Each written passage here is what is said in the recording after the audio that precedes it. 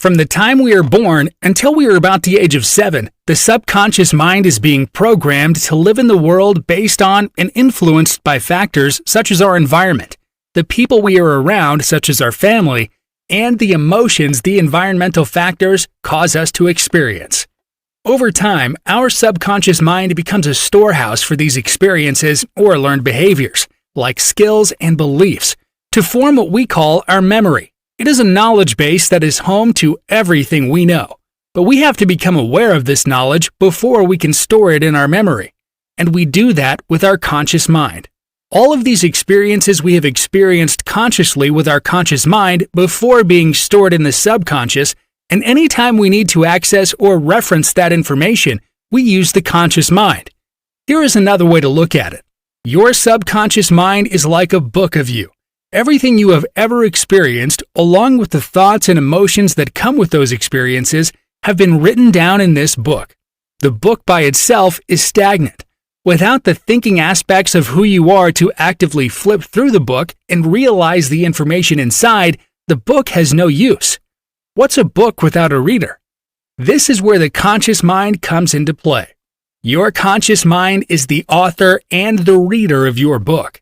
It is the one who becomes aware of experiences and stores the information learned from them inside of the book.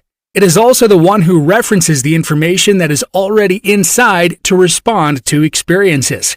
It is the actively thinking part of your mind, while the subconscious is the storehouse for the information. In other words, it's like the conscious mind is the thinker and the subconscious mind is the information that gives rise to thought. Here to think these thoughts, the information stored in our subconscious is meaningless. And without the subconscious mind, there are no thoughts for the conscious mind to think. Without the subconscious there to store information, there is only the conscious mind to be aware of the moment, but not to take anything away from it. When we are younger, we are much more active with our conscious mind as we try to fill up the memory space in our subconscious. But as we get older, we tend to rely more heavily on our subconscious program to operate in our daily lives. For example, when you learned to ride a bicycle for the first time, your conscious mind was extremely engaged in the activity because you were just learning how to do this.